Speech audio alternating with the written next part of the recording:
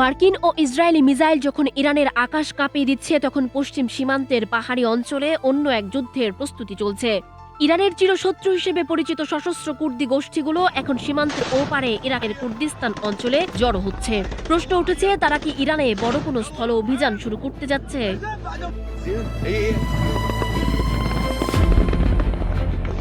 কতজন কুর্দি যোদ্ধা প্রস্তুত আছে?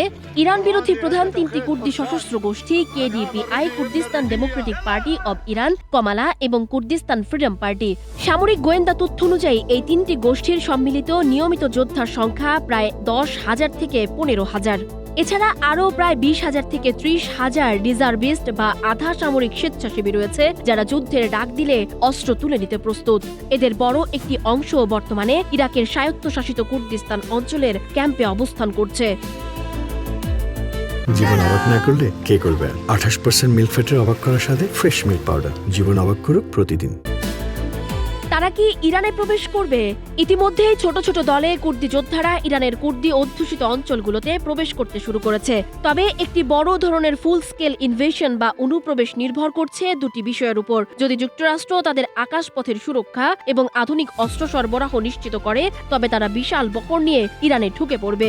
ইরানের অভ্যন্তরে যদি সাধারণ মানুষের মধ্যে বড় ধরনের গণঅভ্যুত্থান শুরু হয়, তবে কুর্দি যোদ্ধারা সেই সুযোগে গুরুত্বপূর্ণ সরকারি ভবন ও সামরিক ঘাঁটি দখল করে নিতে পারে। তারা ইরানে কি পরিমাণ ক্ষতি করতে পারে? কুর্দি যোদ্ধারা হয়তো ইরানের মূল সেনাবাহিনীকে সম্মুখ যুদ্ধে পরাজিত করতে পারবে না, কিন্তু তারা ইরানের জন্য এক ভয়াবহ ক্ষত তৈরি করতে পারে। কুর্দিরা পার্বত্য অঞ্চলের যুদ্ধে অত্যন্ত দক্ষ। তারা আইআরজিসির সাপ্লাই লাইন বিচ্ছিন্ন করে দিতে পারে এবং কমান্ডো স্টাইলে অতর্কিত হামলা চালিয়ে ইরানের অভ্যন্তরীণ নিরাপত্তাকে বিপর্যস্ত করতে পারে। আমেরিকা যখন ইরানকে সামনে থেকে আঘাত করছে, কুর্দিরা তখন পেছন থেকে কামড় দেবে। এতে ইরানকে তাদের সামরিক শক্তি দুই ভাগে ভাগ করতে হবে, যা তাদের প্রতিরক্ষা ব্যবস্থাকে দুর্বল করে দেবে।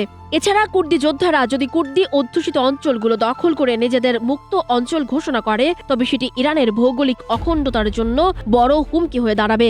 সিরিয়া বা ইরাকের মতো ইরানও খণ্ড বিখণ্ড হওয়ার ঝুঁকিতে পড়বে। এ লক্ষ্যেই কুর্দিরা দীর্ঘদিন ধরে লড়াই করে যাচ্ছে।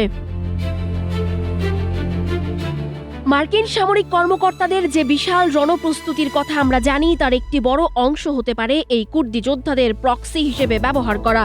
আমেরিকা চায় না সরাসরি স্থলযুদ্ধে গিয়ে সেনা হারাতে, তাই তারা কুর্দিদের হাত দিয়েই ইরানের ভেতরের সামরিক কাঠামো ধসিয়ে দিতে চায়।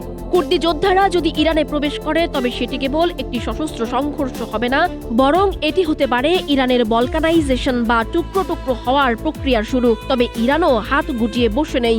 তারা ইতিমধ্যে সীমান্তে ড্রোন এবং ভারী কামান মোতায়েন করেছে। সামনের কয়েকদিন নির্ধারণ করবে যে কুর্দি যোদ্ধারা কি ইরানের স্বাধীনতার নায়ক হিসেবে আবির্ভূত হবে, নাকি তারা এক ভয়াবহ আঞ্চলিক যুদ্ধের নতুন জ্বালানি হবে। সানজিদা আফরিন, সোনিয়া, নাগরিক, প্রতিদিন।